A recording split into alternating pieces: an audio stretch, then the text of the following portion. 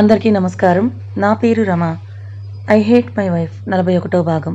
రచయిత జయ సుజాత గారు. ఫ్రెండ్స్, కథ చదవడం స్టార్ట్ చేసిన వెంటనే వీడియోకి ఒక లైక్ చేయండి. అంతేకాకుండా నీ నెగిటివ్ని కూడా తను యాక్సెప్ట్ చేస్తుంది. అయినా మా అన్నయ్యకి ఏం తక్కువ, ఒక్క ముందు పెళ్ళయిందనే తప్ప మీ ఇద్దరు మేడ్ ఫర్ ఈచ్ అదర్ అన్నయ్య అని నవ్వుతూ అంటుంది శ్వేత.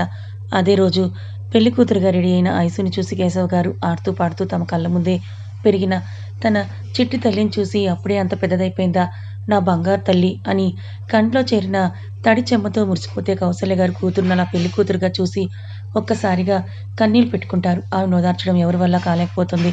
రంజిత్, శివ అయితే ఇప్పటి వరకు తాము చేయి పట్టుకుని నడిచిన చెల్లెలు ఈ రోజు తన మనసుకు నచ్చిన వాడు చెయ్యి అందుకోబోతుందని చాలా సంతోషంగా ఉన్నా ఇప్పటి వరకు తమ ముగ్గురు మధ్య ఏ దాపరికం లేనిది ఈ రోజు తను ఇన్నాళ్ళ నుంచి ఆరాధించిన వాడే నీ చెయ్యి అందుకోబోతున్నాడని ఆనందకరమైన వార్త తమ చెల్లెలతో షేర్ చేసుకోలేకపోతున్నందుకు కొంచెం ఫీల్ అయినా అలా ఐసుని పెళ్లి కూతురుగా చూసి అన్నింటినీ మైమర్చి పుట్టింట్లో యువరాణిగా ఉన్న చెల్లెలు కోరుకున్నవన్నీ దక్కి మెట్టింట్లో కూడా మహారాణిలా ఉండాలని మనస్ఫూర్తిగా దీవిస్తారు. ఇంకా సీతమ్మ గారు, కోటేశ్వరరావు గారు దంపతులు కూడా ఆనందపడతారు. అక్కడ అభిని కూడా పెళ్లికొడుకుగా రెడీ చేసి వినయ్ గారు, రాజేశ్వరి గారు కూడా ఆనందపడతారు. మూడులా ఏ ఆనందం లేకుండా పోతుందేమో అనుకున్న తమ బిడ్డ జీవితంలో ఇప్పటి నుంచి రాబోతున్న అసలైన ఆనందాల హరివిలను తలుచుకొని ఆనందపడుతూ మురిసిపోతారు. ఆ రోజు మధ్యాహ్నం పెళ్లి కొడుకుని, పెళ్లి కూతుర్ని 5 పేరంటాలతో తాంబూలం విప్పించి వారితో అక్షింతలు వేయించి ఆశీర్వదిస్తారు. ఆ రోజు ఆ 5 పేరంటాలతోనే భోజనం కూడా చేస్తారు. ఇంకా మరుసటి రోజు పెళ్లి రోజు ఉదయం పిల్లలు వారి సరదా కోసం మెహందీ ఫంక్షన్ ఏర్పాటు చేస్తారు. ఆ తర్వాత మళ్ళీ పెళ్లి బట్టల మీద పొద్దుటే ఆ ఊరి అమ్మవారి గుడికి పెళ్లి కొడుకుని, పెళ్లి కూతుర్ని ఎవరికి వాళ్ళు తీసుకుని వెళ్ళి చలివిడి పానకాలు పోసి అమ్మవారికి కొత్త చీర, పసుపు, కుంకుమ ఇద్దరితో ఇప్పించి అమ్మవారి దీవెనలు కూడా తీసుకుని ఇంటికొస్తారు. ఇంకా కౌసల్య గారు, అన్నపూర్ణ గారు చెప్పినట్టు పెళ్లికి కావాల్సినవన్నీ ముందే సర్ది పెట్టుకుంటారు. అక్కడ పెళ్లి సమయంలో ఏమాత్రం హడావిడి కాకుండా ఇంకా అందరూ వేచి చూసిన శుభతరుణం రానే వచ్చింది. పెళ్లి రోజు రాత్రి సమయం 10 గంటలు. వెంకటేశ్వర స్వామి గుడి ప్రాంగణం ప్రశాంతమైన పల్లెటూరులో పచ్చని కొబ్బరి చెట్ల మధ్యలో ఆరు బయట ఏసీలు, ఫ్యాన్లు ఏమాత్రం అవసరం లేకుండా రాత్రి వేళ వీస్తున్న చల్లని పైరు గాలిలో ఎలక్ట్రిక్ లైట్లను తలదనే నిండు పున్నమి వెలుగులో ఆకాశం అంత పందిరి వేసి భూదేవి అంత పీటలు వేసి అని అన్నట్టుగా పచ్చి పూలతో అలంకరించిన పెళ్లి మండపంలో కదిలి వచ్చిన అతిరథులు ఆ ఊరి పెద్ద చిన్న బంధుమిత్రుల సమక్షంలో వేద పండితుల వేద మంత్రాలతో ఆ ప్రాంగణం అంతా కూడా కోలాహలంగా ఉంది. ఆ ఊరిలో కేశవ్ గారిది గౌరవమైన కుటుంబం కావడంతో వైభవంగా, అలాగే సాంప్రదాయబద్ధంగా ఆచారాలకు అనుగుణంగా జరుగుతుంది. అభి, ఐసుల వివాహం అందరి మొహల్లోనూ ఆనందం వెల్లివిరుస్తుంది. తమ ఇంటి బిడ్డగా అందరితో కలుపుగోలుగా ఉన్న మన ఐసమ్మ పెళ్లి తన మేనత్త కొడుకుతో అనే కన్నా పెద్ద సినిమా హీరోతో అని ఆ ఊరి వారందరి ఆనందం. ఒక హీరో తమ ఊరికి అల్లుడిగా రాబోతున్నాడని సంతోషంతో ఉన్నారందరూ. వినయ్ గారి దంపతులు, కేశవ్ గారి దంపతులు పట్టు బట్టలు కట్టుకొని వచ్చిన వాళ్ళందరినీ నవ్వుతూ పలకరిస్తూ కుశల ప్రశ్నలు అడుగుతూ ఉంటారు. ఇంకా రంజిత్, శివ, విజయ్, వరుణ్ వాళ్ళు వచ్చిన వాళ్ళందరినీ కూడా ప్రతి ఒక్కరిని పేరు పేరున అడుగుతూ భోజనాలు చేసేలా అడిగి మరీ వారిని మర్యాదగా చూస్తున్నారు. ముహూర్త సమయం దగ్గర పడడంతో అందరూ కూడా హడావిడిగా అటు ఇటు తిరుగుతున్నారు. ఇంకా అనుకున్నట్టుగానే పంతులు గారు, అమ్మ పెళ్లి కూతురు తీసుకుని రండి అని పిలవగానే అన్నపూర్ణ గారు, సుశీల గారు, ఈశ్వరి గారు ఐసుని తీసుకొని వస్తారు. ఎరుపు రంగు పెళ్లి పట్టు చీరలో పెళ్లి కూతుర్లా రెడీ అయిన ఐసుని చూసి అందరూ భూమి నుంచి దిగి వచ్చిన లక్ష్మీదేవిలా ఉంది అని మెచ్చుకోకుండా ఉండలేకపోతారు. తనని తీసుకొని వచ్చి పీటల మీద కూర్చోబెట్టగానే కేశవ్ గారు, కౌసల్య గారు కూడా ఐసుకి అటు ఇటు కూర్చొని వినాయకుడి పూజ, గౌరీ పూజ చేస్తారు. ఆ తర్వాత ఇంకా పెళ్లి కుమారుని తీసుకొని రండి అని పంతులు గారు పిలవగానే అభి వస్తాడు. అటు ఇటు పెద్దవాళ్ళుండగా పెళ్లి మండపం ఎక్కే ముందు బావమరుదులైన రంజిత్, శివ రాజులతో కాలు కడిగించి బెల్లం ముక్క పెట్టించి అభి దగ్గర నుంచి బావమరుదులుగా గట్టిగానే డబ్బులు తీసుకొని మండపం దగ్గరికి వచ్చాక ఐసుకి ఎదురుగా కూర్చోపెట్టి మధ్యలో అడ్డుతెర పెడతారు. ఇంకా కేశవ్ గారి దంపతులు రండి కన్యాదానం చేయాలని పంతులు గారు పిలవగానే కేశవ్ గారు, కౌసల్య గారు వచ్చి కన్యాదానం చేయడానికి అబ్బాయి కాళ్ళు పల్లెల్లో పెట్టి ముందుగా కౌసల్య గారు ఆవు పాలు పోస్తుంటే కేశవ్ గారు కాలు కడిగి ఆ తర్వాత నీళ్లతో కడిగి పండితులు మంత్రాలు చదువుతుంటే ఐసు చేతిని అభి చేతిలో పెట్టి కేశవ్ గారి చేతుల మీదుగా కన్యాదాన కార్యక్రమం పూర్తి చేస్తారు. ఆ తర్వాత శుభముహూర్తంలో భజంత్రీలు వాయిస్తుండగా జీలకర్ర, బెల్లం ఇద్దరి చేతుల్లో పెట్టి ఒకరి తలపై ఒకరు పెట్టమని అనగానే అప్పటికి అందరూ అక్షింతలు ఇవ్వడంతో అందరూ నవ్వుతూ ఆనందంగా లేచి నిలబడతారు. వారికి అక్షింతలు వేసి ఆశీర్వదించడానికి బాబు సమయం అయిపోతుంది, త్వరగా పెట్టుకోండి అని పంతులు గారు అనడంతో అప్పటి వరకు చేతిలో ఉన్న జీలకర్ర బెల్లను చూస్తూ ఏదో ఆలోచనలో ఉన్న అభి పక్కనే ఉన్న రాజీ గారు భుజంపై చేయి వేయగానే తేరుకొని ఇంకా ఐసు తలపై జీలకర్ర బెల్లం పెడతాడు. ఆ తర్వాత ఐసుని సుశీల గారు పెట్టరా అని అనగానే ఐసు పక్కనే నిలబడి ఉన్న శివ రంజిత్లను చూసి వారు నవ్వుతూ ఉండడంతో తల వంచుకొని అభి తలపై జీలకర్ర బెల్లం పెట్టగానే వేద మంత్రాలతో భజంత్రీల నడుమ పంతులు గారు అక్షింతలు వేయగానే ఇక అందరూ ఒక్కసారిగా అక్షింతలు వేసి ఆశీర్వదిస్తారు. అమ్మ, ఇద్దరు ఒకరినొకరు చూసుకోండి అనగానే అడ్డుతెర తీస్తారు పంతులు గారు. అప్పటి వరకు ఐసుని చూడమని మనసు పోరు పెడుతున్న అడ్డు ఉండడంతో కుదరని అభి అడ్డుతెర తీయగానే ఒక్కసారిగా ఎదురుగా ఉన్న ఐసుని చూస్తాడు. కానీ ఐసు అభిని చూడకుండా అలా తల వంచుకునే ఉంటుంది. బాబు, ఒకసారి లేచి అమ్మాయి పక్కన కూర్చోండి అనగానే అభి లేచి ఐసు పక్కన కూర్చున్న వెంటనే ఇద్దరితో తాలికి పూజ చేయిస్తారు పంతులు గారు. ఇంకా అప్పటి వరకు కిందున్న శివ, రంజిత్, గీతు, శ్వేత, అను వాళ్ళతో పాటు సుశీల గారు, ఈశ్వరి గారు వాళ్ళ మండపం పైకొచ్చి వారిద్దరు వెనక నిలబడతారు. అలా పక్కపక్కనే కూర్చొని పూజ చేస్తున్న ఆ జంటను చూసి వినయ్ గారు, రాజీ గారు, కేశవ్ గారు, కౌసల్య గారు ఆనందపడతారు. ఇంకా తాళి కట్టే తరుణం వచ్చిందన్నట్టు పంతులు గారు బాబు మంగళ వాయిద్యాలు అని అరిచి అభిని లేచి ఐసుకి ఎదురుగా నిలబడి తాళి కట్టమని అభి చేతికి ఇవ్వడంతో సుశీల గారు, ఈశ్వరి గారు వెనక నుంచి ఐసు పూల జడ పైకెత్తి నిలబడతారు. అభి కొంచెం వంగి తాళి పట్టుకుని ఐసు వైపు చూస్తాడు. అప్పటి వరకు టెన్షన్గా ఉన్న ఐసుకి అభి అలా తాళి పట్టుకుని తన ఎదురుగా నిలబడగానే ఒకసారి తలెత్తి అభిని చూస్తుండగా ఆ చూపు కోసమే చూస్తున్న అభి ఐసు కళ్ళలోకి చూస్తూ పెదవులపై చిన్నగా విరిసిన చిరునవ్వుతో వేద మంత్రాల సాక్షిగా వాయిస్తున్న వాయిద్యాల మధ్య ఐసు మెడలో 3 ముళ్ళు వేసి ఆ ముడికి కుంకుమ పెట్టి అలా అమాయకంగా తననే చూస్తున్న ఐసు నుదుటిపై ప్రేమగా ముద్దు పెడతాడు అభి. అలా అభి ముద్దు పెట్టగానే కళ్ళు మూసుకొని ఒకలాంటి ఫీలింగ్ కలుగుతుంటే ఐసుకి అలా ఆ ఫీలింగ్ని ఫీల్ అవుతూ ఉంటుంది. వాళ్ళిద్దరినీ అలా చూసి రాజీ గారు మనసులో దేవుణ్ణి మొక్కుకుంటారు. తన కోరిక ఇంత త్వరగా నెరవేర్చినందుకు దేవుడికి కృతజ్ఞతలు చెప్పుకొని వాళ్ళిద్దరూ ఎప్పుడూ అలా ప్రేమగా ఉండేలా చూడమని వేడుకుంటారు. కౌసల్య గారు, కేశవ్ గారు, మిగతా వారంతా కూడా చాలా ఆనందంగా ఉంటారు ఆ జంటను చూసి. అమ్మ, అందరూ వచ్చి అక్షింతలు వేయండి వరుసగా అని పంతులు గారు అనగానే ముందుగా వినయ్ గారి దంపతులు, కేశవ్ గారి దంపతులు వారిద్దరిని ప్రేమగా చూస్తూ అక్షింతలు వేసి మనస్ఫూర్తిగా ఆశీర్వదిస్తారు. ఆ వెనకే ఉన్న విజయ్, వరుణ్ కంగ్రాట్స్ అభి అని విష్ చేస్తుంటే మా చెల్లి జాగ్రత్త బావ అని శివ, రంజిత్ వాళ్ళు అంటారు నవ్వుతూ. ఐసుకి అర్థం కానిది ఏంటంటే అసలు నీకు ఇష్టం లేకుండా ఈ పెళ్ళి ఎలా చేసుకుంటావు, మేము ఒప్పుకోమన్న అన్నయ్యలైనా ఇలా ఉన్నారని క్వశ్చన్ మార్క్ ఫేస్తో వాళ్ళని చూస్తుంటూ అసలు ఈయన గారు కిస్ చేస్తే నాకెందుకు అలా ఏదో ఫీలింగ్ కలిగింది, పెళ్ళికున్న మహత్యం నాది. పురాణాల్లో వెంకటేశ్వర స్వామి కూడా ఇలాగే పద్మావతితో పెళ్లి వద్దు అని ఇల్లు వదిలి పారిపోయాడంట. కానీ ఆ తర్వాత ఏకంగా తన హృదయంలో చోటిచ్చేశాడంట ముసలి చెప్పింది. ఇప్పుడు ఈయన గారు అలా ఏమైనా చేద్దామన్నా నేను ఈయన గుండెల్లో ఉండను.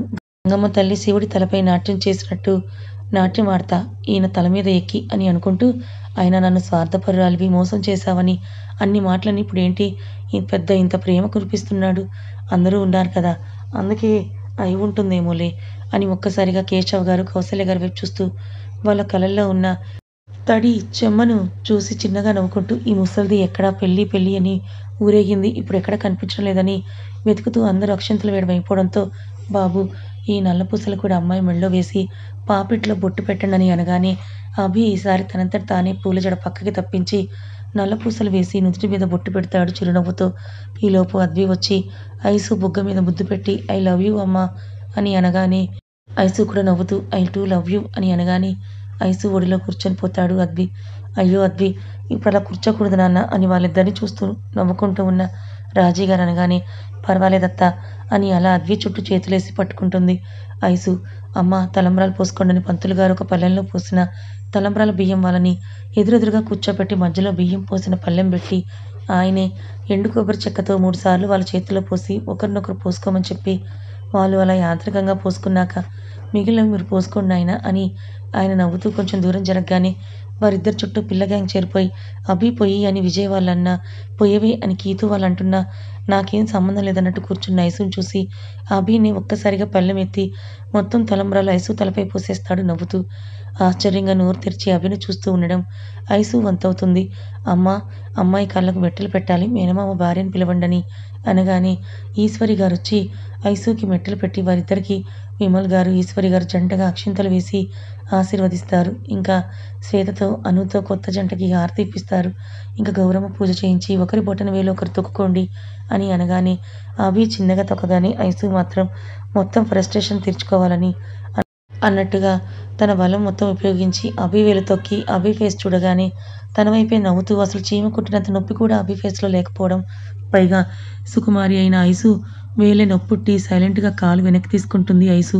అమ్మ, ఇంకా అరుంధతి నక్షత్రం చూపిస్తే పెళ్లి తంతు ఇక్కడితో ముగిసినట్టే అని ఆయన అంటూ వాళ్ళిద్దరిని బయటకు తీసుకుని వెళ్ళి బాబు అమ్మాయి భుజం చుట్టూ చేయి వేసి అరుంధతి నక్షత్రం చూపించు నాయనా అని అనగానే ఏది పంతులు గారు అని అభి పైకి చూస్తూ అంటాడు. వినయ్ గారు నవ్వుతూ అలా చూపించు అంతే, అది సాంప్రదాయం అని అనగానే ఇంకా ఆ కార్యక్రమం కూడా పూర్తవడంతో అందరూ భోజనాలు చేసి ఎవరికి వారు చుట్టాలు అందరూ ఇళ్ళకి వెళ్ళిపోతారు. అప్పటికే తెల్లవారుజాము 2 అవ్వడంతో ఇంకప్పటికే వినయ్ గారు విమల్ గారు కారు ఏర్పాట్లు చేయడంతో కొత్త జంటను అభి కారులో ఎక్కిస్తారు.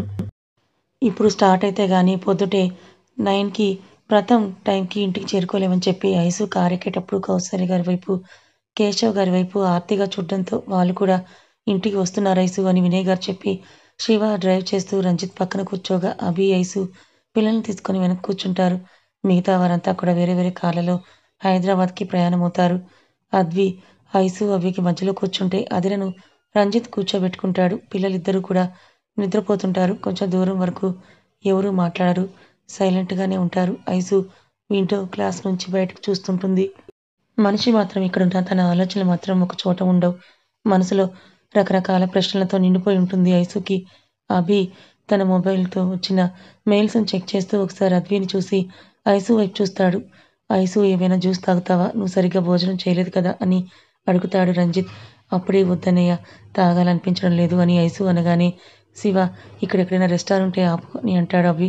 వాళ్ళ మాటలు విని ఫోన్ పాకెట్లో పెట్టుకుంటూ ఎందుకు బావా అని శివ అనగానే రేపు వ్రతం అయ్యే వరకు ఎంత టైం అవుతుందో, తనకి ఆకలి వేస్తుందేమో, ఏదైనా టిఫిన్ చేస్తుందేమో అని ఐసుని చూస్తాడు. నాకేమీ వద్దన్నయ్య అని అభిని చూడకుండానే రంజిత్ వైపు చూస్తూ అంటుంది సమాధానంగా.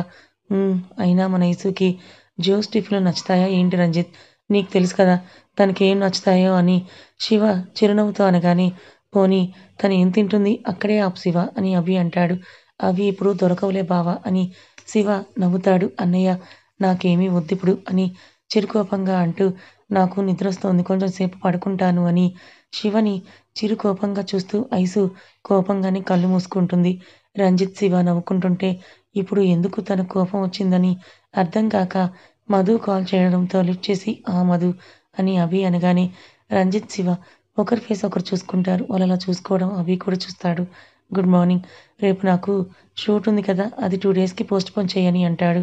అటు మధు ఏం చెప్పాడో కానీ కుదరకపోతే రేపు ఒక్కరోజు ఆపు మధు అని విసుగ్గా అంటూ ఎలా అయినా అలాగే నువ్వు మార్నింగ్ షార్ప్ 9కి ఇంటి దగ్గర ఉండాలని చెప్పి కాల్ కట్ చేసి మధుసూదన్ నా పర్సనల్ అసిస్టెంట్ అని అలా ఫోన్ చూస్తూనే అంటాడు అభి. అది విని సారీ బావా అని ఇబ్బంది పడుతూ అంటారు. పర్వాలేదు, మీకు తెలియదు కదా అని. ఇంతకు ఏం ఆలోచించారు ఇద్దరు, డాడీ చెప్పింది బాగుంది కదా అని అభి అనగానే ఏమో బావా అదే ఆలోచిస్తున్నామని రంజిత్ అనగానే ఇందులో ఆలోచించడానికి ఏముంది రంజిత్, ఇది మన ఓన్ కంపెనీ. డాడీకి ఏజ్ ఎక్కువ అవడం వల్ల ఎక్కువ స్ట్రెస్ తీసుకోలేకపోతున్నారు. శ్వేత చూసుకున్న ఆడపిల్ల కదా, అన్ని చోట్లకి మీటింగ్స్ వాటికి ఫ్రీగా ఉన్నా తనొక్కదాన్ని పంపాలంటే మాకు టెన్షన్గా ఉంటుంది. మీరు మన ఫ్యామిలీ కదా, శ్వేతకి హెల్ప్గా ఉంటుంది. నేను ఆఫీస్కి వెళ్దామని ఉన్నా చూస్తున్నారు కదా బిజీ షెడ్యూల్, అస్సలు కుదరదు. అదే మీరైతే నాకు డాడీకి కూడా కొంచెం టెన్షన్ ఉండదని అభి అనగానే రంజిత్ జాయిన్ అవుతాడులే బావా, నాది ఇంకా 1 ఇయర్ అగ్రిమెంట్ ఉందని శివ అంటాడు. అన్నయ్య కూడా వద్దు అని. అప్పటి వరకు వాళ్ళు ఏమి మాట్లాడుకుంటున్నారో అర్థం కాక కళ్ళు మూసుకుని వింటూ దేని గురించి మాట్లాడుకుంటున్నారో అర్థమై వెంటనే అలా అనేస్తుంది ఐసు. ఏంట్రా అని శివ అడగగానే అదే ఇక్కడ అన్నయ్య కూడా వద్దు అని తడబడుతూ అంటే అక్కడ నీకు బాగా అలవాటైంది కదా అన్నయ్య, అక్కడే కంటిన్యూ అవ్వు అని అంటుంది. అభి చూపును గమనించి అభి కళ్ళు చిన్నవి చేసి ఐసుని అలా కొంచెం సేపు చూస్తాడు. ఎందుకంత ఫాస్ట్గా రియాక్ట్ అయిందా అని ఆలోచిస్తూ నన్నే పిల్లల్ని ట్రాప్ చేసి ఆయన వల్ల వేసుకోవాలని అనుకున్నానని అన్నారు. ఇంకా మీరు మన వాళ్ళదే కదా అని వాళ్ళ ప్రాబ్లంని అర్థం చేసుకొని మంచితనంతో ఆఫీస్లో జాయిన్ అయితే ఇంకా ఏమంటారు. ముందు నువ్వు వచ్చి ఆ తర్వాత నీ ఫ్యామిలీ మొత్తం వచ్చేసారు కదా అప్పన్నంగా తినడానికి అని అన్న ఆశ్చర్యపోనక్కర్లేదని మనసులో అనుకుంటూ కళ్ళు మూసుకుంటుంది. మళ్ళీ ఇంకా ఇంటికి వెళ్ళే వరకు ఎవరు కూడా మాట్లాడరు. ఐసు కొంచెం సేపటికి నిద్రపోతుంది. అభి ఒక గంట మాత్రమే పడుకుంటాడు. తనకి జర్నీలో ఎక్కువ శాతం నిద్రపోడు. అందుకు ఇంక శివ కొంచెం సేపు డ్రైవ్ చేశాక కొంచెం సేపు రంజిత్ డ్రైవ్ చేస్తూ ఇద్దరు మార్చుకుంటూ అలా మొత్తానికి మార్నింగ్ 9:30కి అభి వాళ్ళ ఇంటికి చేరుకుంటారు. అప్పటి వరకు పిల్లలతో పాటు ముందు నైట్ సరిగ్గా నిద్రలేకపోవడంతో ఐసు కూడా నిద్రపోతుంది. కారు ఆగగానే ఉలిక్కిపడి లేచిన ఐసు అలా కళ్ళు చిన్నవి చేసి ఎక్కడున్నామన్నట్టు చూస్తుంటే ఐసు దిగరా అని రంజిత్ అనడంతో వచ్చేసామా అన్నయ్య అని అడుగుతుంది. వచ్చేసాం అని శివ, అభి దిగడంతో అద్విని భుజంపై వేసుకుంటాడు. ఇంకా నిద్రపోతూ ఉండడంతో ఇంకా ఐసు కూడా దిగగానే ఒక అరగంట ముందే వచ్చిన వినయ్ గారు వాళ్ళు అప్పటికే బ్రష్ చేసి ఉండడంతో రాజీ గారు హారతి పళ్ళెంతో వస్తూ అక్కడే ఉండండిరా అని అంటూ నవ్వుతూ ఆనందంతో ఫేస్‌లో వచ్చిన గ్లో కొట్టొచ్చినట్టు కనబడుతుంటే మీరొచ్చేయండి అన్నయ్య అని కేశవ్ గారు వాళ్ళందరూ లోపలికొచ్చాక శ్వేత రా, అను నువ్వు కూడా రారా అని ఇద్దరి చేతికి పళ్ళెం ఇచ్చి హారతి వెలిగిస్తారు రాజీ గారు.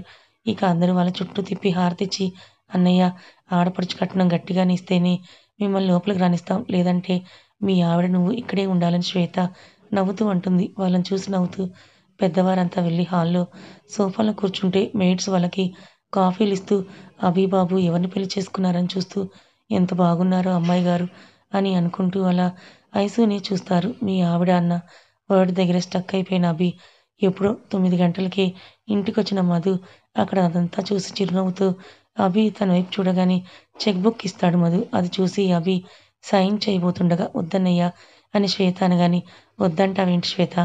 ఇచ్చినప్పుడు తీసేసుకోవాలి గానీ వద్దు అనకూడదని విమల్ గారు అనగానే అభి సైన్ చేసి అమౌంట్ వేయకుండా మీ ఇద్దరికీ నచ్చిన షాపింగ్ చేసుకోండని అంటూ చిరునవ్వుతో హారతి పళ్ళెంలో పెడతాడు. అనుతో పాటు ఐసు కూడా అలా కళ్ళు వదిలేసి ఆశ్చర్యంగా అభిని, చెక్‌ని చూస్తూ ఉంటారు. కథ ఇంకా ఉంది. మొత్తానికి మన అభి, ఐసుల పెళ్లి జరిగిపోయింది. మరి ఇప్పుడు ఐసు అభి మీద అసలే కోపంగా ఉంది కదా! పాపం అభి ఏం చెప్పినా నమ్మదేమో. తర్వాత ఏం జరిగిందో తెలుసుకోవాలనుకుంటే ఛానల్‌ని ఫాలో అవ్వండి. సబ్స్క్రైబ్ చేసుకోండి.